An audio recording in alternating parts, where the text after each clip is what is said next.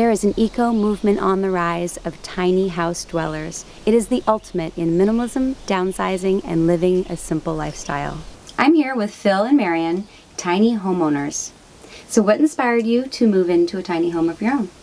Kind of wanted to be able to care more about the space I was in, and wasn't able to afford land yet, and so this was the solution, was a little cabin on wheels. So how do you stay organized living in a tiny home? The main thing is to just have less stuff.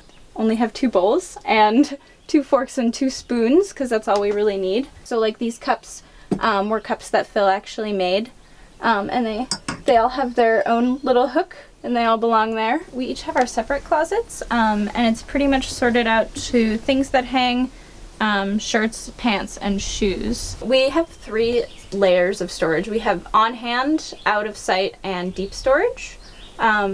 The deep storage is actually in this bench that I'm sitting on. We have 2 of them, and they both open up, and that's where we store things that we don't need.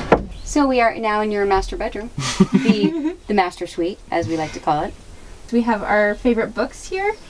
These are just the ones that we like to read before we go to bed, or the ones that are easy to grab. One of the most important things for me in my space was my desk. And so this was an old school desk that I've had for a while. Just kind of up on the wall in front of me, that's a little knick-knack box. It's an old typeface tray. Got little desk things as well as just knickknacks and this, that's.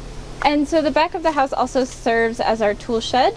Our propane tanks are here, which help us keep warm in the winter.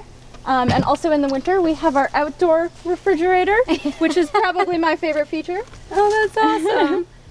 Okay, Phil, what are we looking at here? This is my set of solar panels. These are photovoltaic, which generate electricity at 12 volts. Inside that tiny house, I've got a couple batteries that are good for 200 amp hours of energy, which is more than enough for lights and chargers. We can run all the lights and chargers we want, but it would only be enough for about 10 hours of a refrigerator. And then I also have an inverter that switches the 12 volt power into 120 volt house power, and so that's what powers the lights and electrical outlets.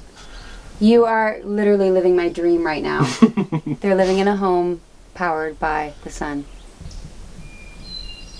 One of the sacrifices of living in this tiny house is an off-site bathroom where this couple is missing a few comforts of your typical home.